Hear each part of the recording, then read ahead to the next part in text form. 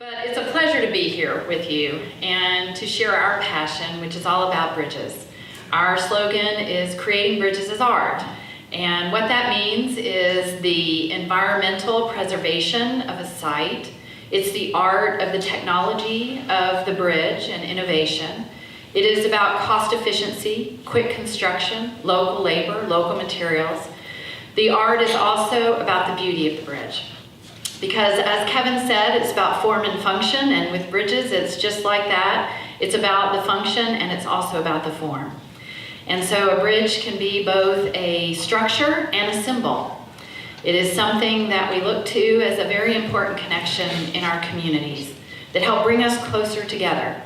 And it cannot be underestimated, the quality of life that is created and improved with bridges. So I want to share with you about what we see as connecting communities, a little bit about our company and the resources that play into possible bridges across the Columbia River, and then a little bit about what a bridge might look like for you. So as we look at connecting communities, you see there is a large element of community, residential, businesses, beautiful natural environment on both the north side and the south side of the Columbia River. But there's only two connections, and so everything has to funnel into those two connections. And as more and more people find the beauty of the quality of life here, well, those connections become more clogged. So when you look at what to do with that, creating redundancy and a grid and spreading out that opportunity to get closer to the population bases that want to cross at a particular location makes sense. And it's been done in so many communities around the country where there's large rivers that go through areas, such as in the Minneapolis-St. Paul region across the Great Mississippi. There are, especially with this amount of population, many more crossings than what you have. But we look at the beauty of Vancouver, Washington, and this whole region, and there's a beautiful built environment. Every bridge must consider the history of its time, the details of the area. There's the beauty of the natural environment, which is part of the beautiful quality of life here. In Portland, there's also a built environment and places and destinations that people go to enjoy and to work, as well as the beautiful natural environment. And so you can see why so many people want to live in this region and why your traffic is continuing to grow. So as a company, we've exclusively specialized in bridges for 39 years, doing work all over the country and internationally. We also do construction. We have Figg bridge builders. But you may recognize some of the bridges, in these photographs here. We did the approaches to the Third Lake Washington Bridge, Florida, the Sunshine Skyway, and downtown Boston, the Zakim Bridge that you sometimes see in movies and things. And then a bridge in Virginia, which is an important bridge for connecting the city of Chesapeake and Colorado between Vail and Aspen. So our customers have 374 awards for bridges.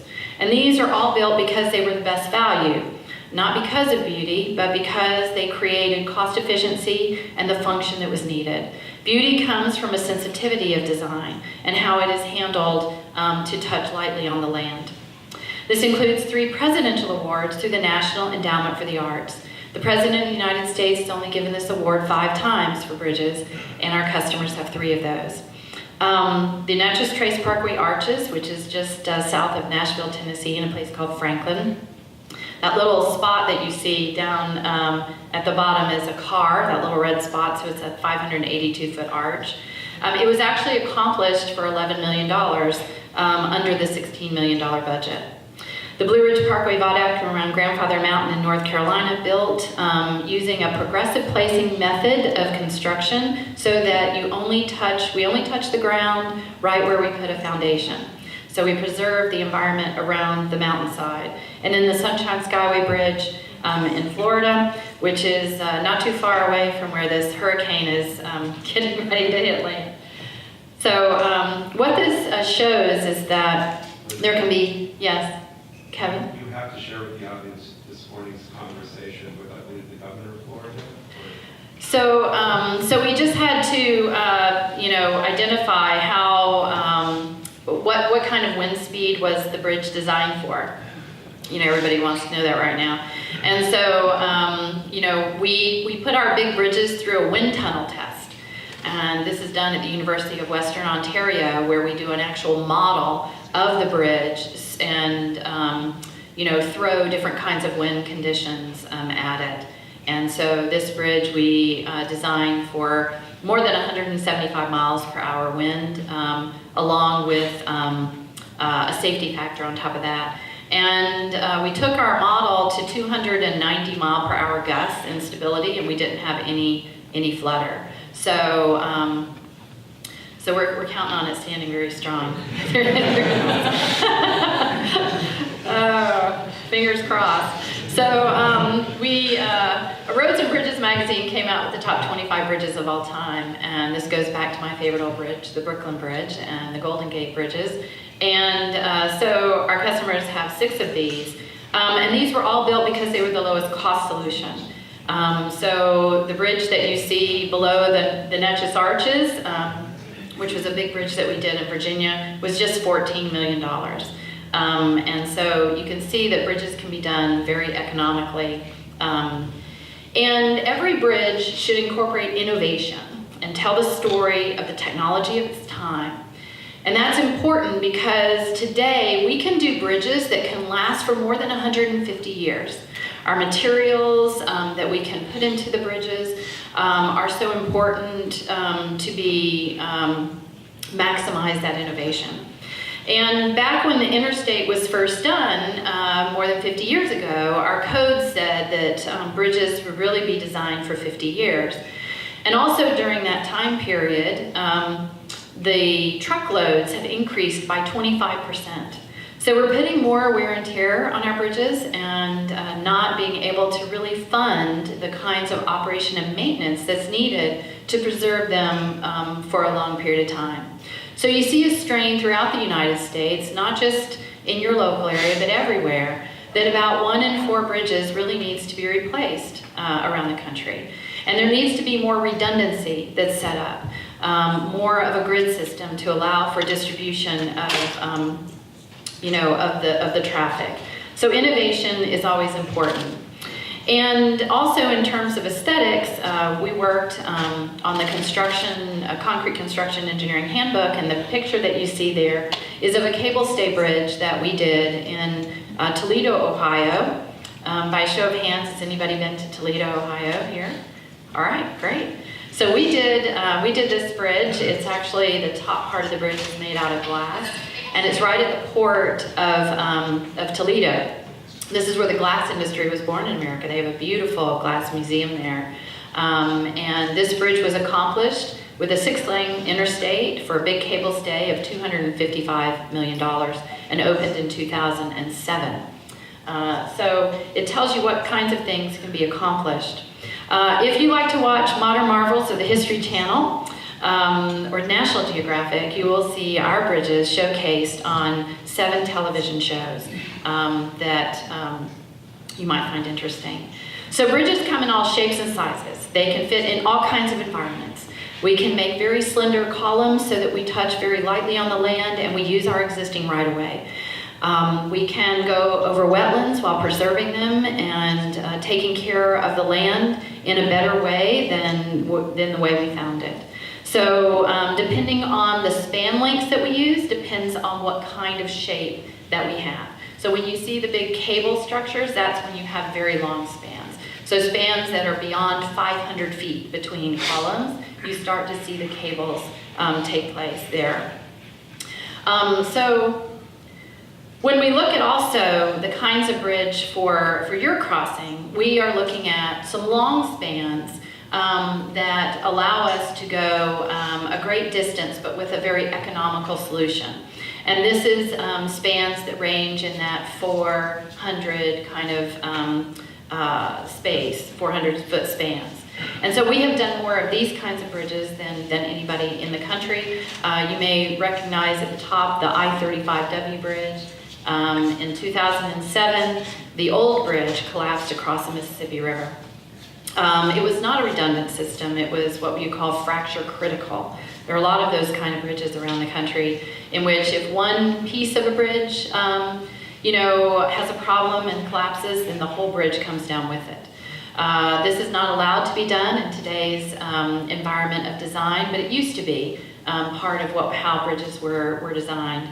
So always when you have a concrete bridge like the kind of bridges that we're sharing, it is highly redundant with multiple paths of redundancy, so you have no fracture critical elements in them. So this was what the bridge looked like at I-35W at the top, and the new bridge, which is a 10-lane interstate, was designed and built through a Minneapolis winter with a 504-foot main span across the Great Mississippi River in just 11 months. And it was $234 million. So, it shows what can be done when we want to work hard and accomplish something in a very quick period of time. It won 27 awards and it introduced new technologies. It's a smart bridge. It has 323 sensors. So now what we can do with bridges is to really incorporate technologies that allow us to have very low maintenance, to use sensors to help us with the reliability of the maintenance programs, and to really incorporate good activities and knowledge and information both for weather and how traffic is moving along a facility. So another example for long spans that is a resource for your bridge is this bridge at Dressbach. It's I90 goes between La Crosse, Wisconsin and Winona County in Minnesota across the Mississippi River. It's dual 508-foot spans, and it opened to traffic this past year at $82 million. So when we have another bridge that's just kind of down the river, because they've actually got kind of a grid system of river crossings of the Mississippi. This was a bridge that was finished ahead of schedule with 450-foot main spans. There in Winona, Minnesota, going over to Wisconsin, and it was a $60 million bridge. And when it comes to environmental sensitivity, this is the Colorado, going over the Colorado River in Arches, near Arches National Park in Moab, Utah. $26 million project, and it was built by the local labor and local materials. And it has a 438-foot span, touching very lightly on the land and with environmental sensitivity to just blend in with the landscape. So as we look at the possibilities of creating more of a grid across the Columbia River, certainly an East County crossing comes to mind. And as we look at the couple of lines that we see here for a possibility, in 2008 there was a visioning study, and that bright green line is the original alignment. We took a look at that alignment and we said there are some ways to enhance that, because if you can make the alignment of the bridge perpendicular to the channel that is going underneath it, you can optimize the span length and you can create a more efficient structure, and it can be more cost effective. We also thought that it would be good to maybe be able to go over the central island, but then avoid McGuire Island, because there's also a lot of homes that are right in that area on the south side. So looking at that overall alignment, you can see how this now sets up more of a grid. You can connect to Southeast 192nd Avenue and then come down to Northeast Airport Way. This is one possibility. There's many different ways in that corridor to tweak that alignment, to come in a little bit differently, but the option here is to try to maximize the use of existing right-of-way and to accomplish it very efficiently. So this could be actually done in 2 phases, or you could do it all at once. One phase would be to make that water crossing and connect into Airport Way. The second would then be to take it all the way to I-84 with enhancements, thereby making a more direct connection to the interstate. So we looked at laying out a bridge.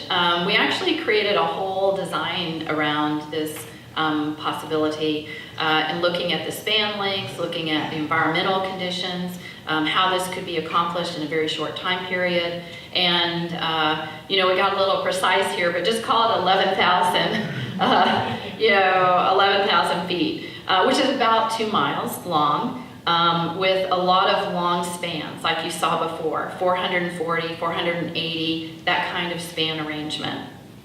This provides a lot of efficiency, because then we can just touch the fewest amount of times as we cross the waterway. I don't know what that is there. Please check your network connection.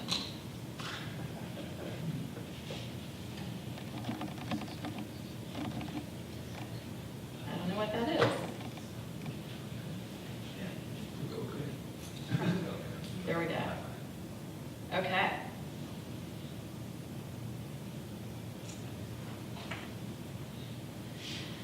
So here you can see the phase 1 in the yellow and then phase 2 in the blue as a possibility. There are many different ways to do that, but we did some renderings of the possibilities of what this might look like. Starting on the Washington side, there's actually a bluff there that it just kind of takes right off. It's almost like, it was pictured that a bridge would go right from that end. Allows for an easy crossing of the navigational channel with some really gentle grades, which is important for trucks and really for everybody. 2% grades are really good, and the bridge meets all the airport clearances.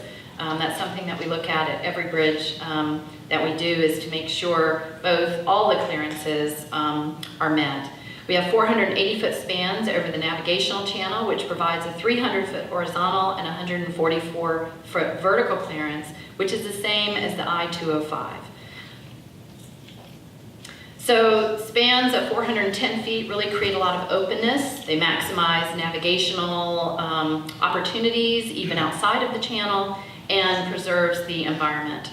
You'll also see that we use this idea of twin wall columns, which you saw on some of the other bridges that we showed as examples. The twin wall columns are great because not only do they create a lot of openness, but they create a lot of efficiency in construction. Because when we build the bridge, we use those twin walls for stability in the construction, which means that we don't have to put any temporary towers or temporary false work in the river to help build the bridge. We are building it from the use and the stability of the piers themselves. So they provide a dual function. It's like the design within the design. So it optimizes how we are what kind of equipment we need in the waterway. The bridge is elevated over Government Island, really to preserve the environment with the least amount of footprint. And the alignment is away from the homes and convenient connection to commercial areas. So you can see a little bit closer detail of some of the thoughts that we had there. In this arrangement, we've got 4 lanes with 10-foot outside and 8-foot inside shoulders, providing for cars and trucks and buses and pedestrians and bicycles. Underneath the cross section, we have a place for pedestrians and bikes. Kind of using the cantilever wing of the box girder, we use it as sort of shelter from, perhaps the winter months or from rain. You can have a wonderful walk across the Columbia River with the top part of the cantilever wing sheltering you. This also provides a great way to handle the loads of this structure, because actually pedestrian loads are heavier than traffic loads. And so we have to kind of account for how we would do that distribution of the loads. So here you can see a better cross-section of the structure. We use 12-foot pathways on each side, creating kind of an overall loop that you could go from one side to the other. There are other locations as well that an East County bridge could be placed. Another thought here during the 2008 visioning study, which this green line shows an original alignment that was kind of going to the east of the Camas area and coming into Troutdale. We took another look at this and thought that this yellow alignment could function very well. It's a lot shorter, it has a direct connection. We found some good ways to accommodate right-of-way through there, and works nicely with the connections to the Troutdale Airport region as well. So here you can see in that same kind of view that we looked at for the other possibility of the alignment, the yellow could be a phase 1, making that direct connection to existing east and west roadways along the riverfront. And then with blue could be a phase 2, or you could do them, all at once. This would be about an 8,000-foot long bridge, making that connection, and then doing some interchange connections to 84 as well. So in any of these concepts, it's very important that sustainability is part of the overall program. The Federal Highway Administration actually has a program called INVEST, where you can rate bridges based on the classification of sustainability. And so the way we put this together, it would be able to reach a platinum rating, like you have with buildings. There's, platinum and silver and gold, and the highest is the platinum rating. Certainly, everything can be done to protect the environment and to create connectivity and mobility for people and bicycles and cars and trucks. So environmental, economical, and social aspects are very important. On the overall connecting of community, we use design charrettes to help the community to select aesthetics. So what we're presenting is just really one idea. But when we get involved in the design, it's all about selecting a theme, looking at pure shapes and treatments and railings and lighting and landscaping. And so one example of a theme that we looked at was the Washington and Oregon trees, a theme of nature. And so you can see these piers are kind of a contemporary aspect of two trees that are sort of connecting together, connecting the environmental beauty of both communities in a way across the river. So there's also wonderful ways to handle lighting, not only for safety, but with LED lighting today, we can, protect our night sky as well as creating beauty of the piers across the way. So how long would it take to do this? We've actually put together enough details that we know that given the proper funding, that we could accomplish this facility, have it open in just 5 years from notice to proceed. This is what some people would think is an aggressive schedule, but we have done, projects in 3 years, which is what we have shown here for the design build portion, about 2 years for environmental permitting and any kind of right-of-way that might be needed for pre-construction engineering as well. So how do we look at funding projects like this? This is a big question around the country. There is just not enough money to handle all the infrastructure needs that we need in all of our communities. So the reason I'm showing you the Brooklyn Bridge is that in the 1880s, the way in which we funded our infrastructure, particularly our bridges, was through a user fee. And John Roebling, back in that time, designed, built, innovated new materials, developed and financed the Brooklyn Bridge, all as a complete turnkey. And you will see that it cost a penny to cross by foot, and 5 cents for a horse and rider, and 10 cents for,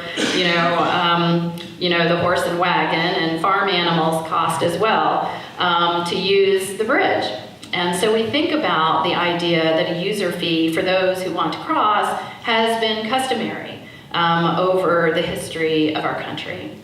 And so it is one possibility. It's something to think about. If you want to have something done quickly, there's an avenue in which to be able to fund bridges in that way. We did the South Norfolk Jordan Bridge in Chesapeake, Virginia that way, in which a user fee is applied to a bridge that we replaced an old 80-year-old bridge that had to be closed with a brand new high-level fixed bridge that was really incorporating modern technology. But sometimes when people think of user fees, they think that they have to stop.